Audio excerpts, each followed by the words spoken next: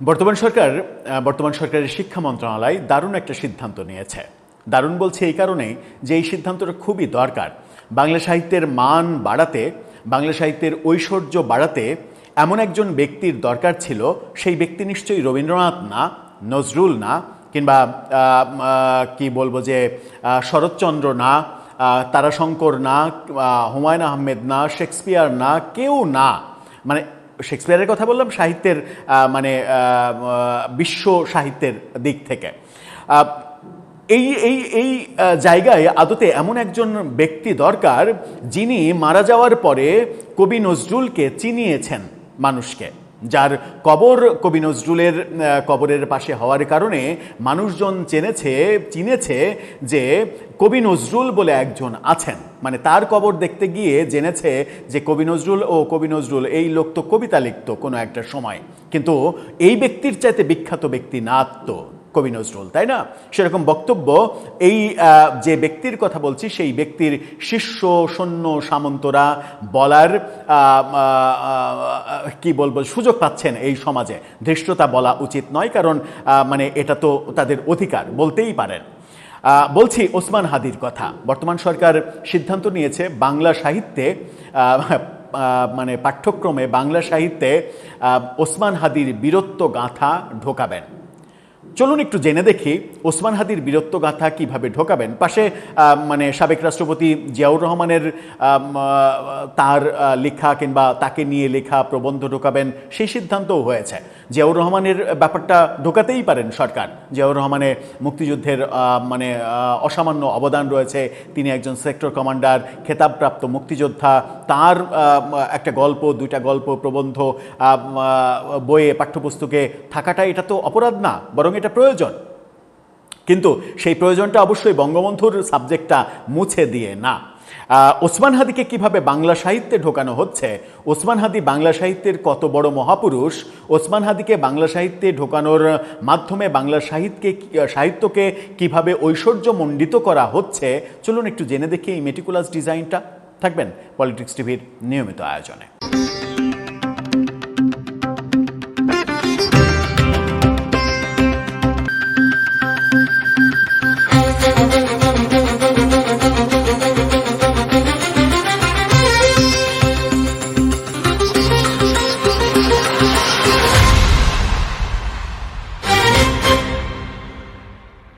দর্শক, বলছিলাম সাবেক প্রেসিডেন্ট জিয়াউর রহমানের পাশাপাশি ওসমান হাদিকে বাংলা সাহিত্যের বইয়ে মানে স্কুল পর্যায়ে বাংলা সাহিত্যের বইয়ে ঢোকানো হচ্ছে। এটা একটা দারুণ ব্যাপার, কারণ বাংলা সাহিত্য এতদিনে তার জৌলুসে পূর্ণতা পাবে, একটা ভরা যৌবনের দিকে যাবে বাংলা সাহিত্য। বাংলা সাহিত্যে যা করতে পারেননি রবীন্দ্রনাথ, নজরুল, শরৎচন্দ্ররা যা করতে পারেননি, কিংবা হালের হুমায়ুন আহমেদরা যা করতে পারেননি, সেটা এই কালে এসে ওসমান হাদি সেটা করে দেখাবেন। কারণ মৃত ওসমান হাদিও এমন একটা সাহিত্য শক্তি যে তার রেখে যাওয়া সাহিত্য এবং অসাধারণ কিছু সংলাপ যেগুলো বাংলা সাহিত্যে খুবই দরকার। কি সিদ্ধান্ত হলো সেটা আগে জেনে দেখি। আগামী শিক্ষাবর্ষ থেকে নবম দশম শ্রেণীর বাংলা সাহিত্য পাঠ্য বইয়ে শহীদ প্রেসিডেন্ট জিয়াউর রহমানের মুক্তিযুদ্ধভিত্তিক নতুন একটি প্রবন্ধ অন্তর্ভুক্ত করার সিদ্ধান্ত নেওয়া হয়েছে। এটা অন্তর্ভুক্ত হতেই পারে। একই সঙ্গে 2028 শিক্ষাবর্ষের পাঠ্য বইয়ে ওসমান বিন হাদির বীরত্বগাথাও তুলে ধরা হবে, তার বীরত্বগাথা তুলে ধরা হবে। এখন প্রশ্ন হচ্ছে, জুলাইয়ের আন্দোলন পর্যন্ত, শেখ হাসিনার সরকার পতন পর্যন্ত যদি কেউ প্রশ্ন করে যে হু ওয়াজ ওসমান হাদি, আমরা কি তাকে চিনতাম? কে ওসমান হাদি কে ছিল? আমরা তো জুলাই আন্দোলনের প্রেক্ষাপটে চিনতাম নাহিদ, আসিফ, হাসনাত, সার্জিস, এই চরিত্রগুলোকে, কিংবা আরও কিছু চরিত্রকে। ভুলেও তো কখনো ওসমান হাদির চরিত্রটা আমরা দেখিনি, যেটা জুলাই আন্দোলন, জুলাই সফলতার পরে মেটিকুলাস ডিজাইনে এই চরিত্রটাকে সামনে নিয়ে আসা হলো, নতুন একটা প্ল্যাটফর্ম তৈরি করা হলো, এবং এই চরিত্রটাকে সামনে নিয়ে এসে একটা রাজনৈতিক এজেন্ডা বাস্তবায়ন করা হলো, তাকে আবার সরিয়ে দেওয়া হলো। রাজনৈতিক এজেন্ডা পরিপূর্ণভাবে বাস্তবায়ন করা কিংবা এই রাষ্ট্র কাঠামো দখল করার যে চক্রান্ত, সেই চক্রান্ত সেনাবাহিনী রুখে দিল। এই ব্যাপারগুলো তো আমরা দেখেছি। এবং সেই মৃত্যুর অজুহাতে বাংলাদেশের প্রধান দুটি গণমাধ্যম পুড়িয়ে দেয়া হলো, ময়মনসিংহে একজনকে গাছে ঝুলিয়ে পুড়িয়ে মারা হলো, ছায়ানটকে ভস্মীভূত করা হলো, উতিজিকে আক্রমণ করা হলো, ফেসবুকে সরাসরি লাইভে বিভিন্ন রাজনৈতিক সংগঠনের ছাত্র পান্ডারা লাইভ করতে থাকলেন যে এটা পুড়িয়ে দাও, ওটা পুড়িয়ে দাও। এটা যে একটা পুরোটা প্রজেক্ট, এই প্রজেক্টটা তো আমরা জানি।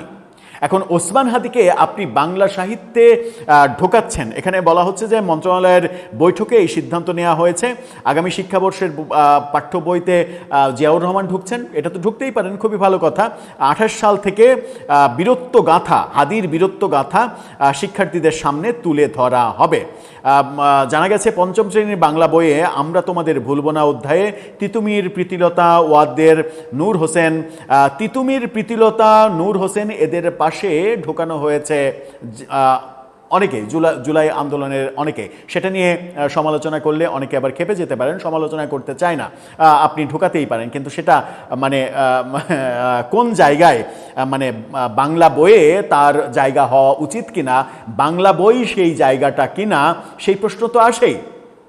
এখন যদি আমি প্রশ্ন করি বাংলা সাহিত্যের কে আবু সাইদ, বাংলা সাহিত্যের কে মুগ্ধ, বাংলা সাহিত্যে কিভাবে এটা ঢুকবে? আপনি ঢুকাতে পারেন সমাজ বইয়ে, কিংবা কোনো একটা আলাদা একটা বই তৈরি করে কোনো একটা জায়গায় আপনি ঢোকাতে পারেন এই ব্যাপারটা, ইতিহাস বইয়ে ঢোকাতে পারেন, ঢোকাতেই পারেন। কিন্তু বাংলা সাহিত্যে কিভাবে এই চরিত্রগুলো ঢোকে? বাংলা সাহিত্যে কিভাবে ওসমান হাদি ঢোকে? বাংলা সাহিত্যে ওসমান হাদিকে ঢুকিয়ে আপনি কি করতে চান? ওসমান হাদি এই বাংলাদেশের জন্য সবথেকে বড় অবদান যেটা রেখেছে, যে ওই সাউমাউ ছিঁড়ে ফেলার যে গালাগালিগুলো এই দেশে প্রচলিত করেছে, যে গালাগালিকে নিয়ে মিছিল স্লোগান করছে তার অনুসারীরা, এবং নারীরা পর্যন্ত, নারী অনুসারীরা পর্যন্ত সাউমাউ ছিঁড়ে ফেলা এই মিছিলগুলো করছে।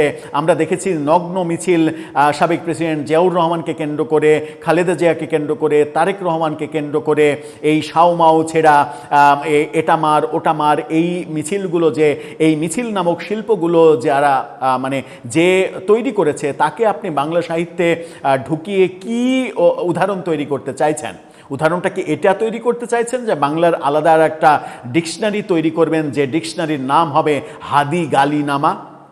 এই ডিকশনারিতে হাদির যত গালি, সেই গালিগুলো পাওয়া যাবে, এবং সেই গালিগুলো তরুণ যারা শিক্ষার্থী, 8, 9, 10-এর যারা শিক্ষার্থী, কিংবা পঞ্চম শ্রেণীর যারা শিক্ষার্থী, সেই শিক্ষার্থীরা ছোটবেলা থেকে ওই সাউমাউ ছিঁড়ে পরিপুক্ত হয়ে সামনে নতুন রাজনৈতিক বন্দোবস্ত দেবে এই জাতিকে। ওয়াই বাংলা বই, আপনি তার বীরত্বগাথা বলতে চাচ্ছেন, সেটা বীরত্বগাথা ইতিহাসের বইয়ে বলেন, পরিবেশ পরিচিতি সমাজের বইয়ে বলেন, কিংবা অন্য কোনো জায়গা খুঁজে নেন, অন্য একটা জায়গা বিশেষ পাঠ তৈরি করে সেই জায়গা খুঁজে নেন। বাংলা বইয়ে কেন? বাংলার সঙ্গে, সাহিত্যের সঙ্গে তার কি সম্পর্ক? এই বিশ্রী ঢঙে কাজী নজরুল ইসলামের বিদ্রোহী কবিতা, মানে সারা শরীর মানে 360 ডিগ্রি দুলিয়ে ভূমিকম্পের মতো কম্পমান একটা চেহারা দেখিয়ে উদ্ভ্রান্ত একটা কি বলবো, যে কি ওই শব্দগুলো উচ্চারণ করাটাও আসলে খুব মুশকিল, সেরকম মানে কি বলবো, যে মানে অহেতুক কিছু বডি ল্যাঙ্গুয়েজ মুভমেন্ট করে কাজী নজরুল ইসলামের বিদ্রোহী কবিতাটাকে একেবারে ধ্বংস করে দেয়া আবৃত্তিটাকেই কি আপনারা মনে করেন যে সাহিত্যের আকাশে তার একটা বড় অবদান? আর সব থেকে বড় অবদান যে গালিগুলোর উৎপাদন প্রক্রিয়ার সঙ্গে, কিংবা উৎপাদন শিল্পের প্রতিষ্ঠাতা তিনি, সেগুলো বাংলা সাহিত্যে আপনি অন্তর্ভুক্ত করতে চান? সিদ্ধান্তগুলো কি ঠিক হচ্ছে? আমার মনে হয় যে সিদ্ধান্তগুলো অতি আবেগে নিতে গিয়ে অনেক বেশি বাড়াবাড়ি হয়ে যাচ্ছে, এবং এই বাড়াবাড়ি হয়ে যাচ্ছে বলেই তার উম্মতরা কেউ কেউ বলার সাহস পাচ্ছেন যে কাজী নজরুল ইসলামকে কয়জন চিনত, ওখানে ওসমান হাদির কবর হওয়ার কারণে মানুষজন কাজী নজরুলকে চিনতে শুরু করেছে। এর চাইতে বিপর্যয় কি আর আসতে পারে বাঙালির জন্য, যে কাজী নজরুলকে এভাবে কটাক্ষ বিদ্রূপ করার দুঃসাহস, দম্ভক্তি কেউ দেখাচ্ছে এই বাংলাদেশে দাঁড়িয়ে? দর্শক, আপনার কাছে সেই প্রশ্ন, উত্তর জানিয়ে লিখতে পারেন আমাদের কমেন্ট বক্সে।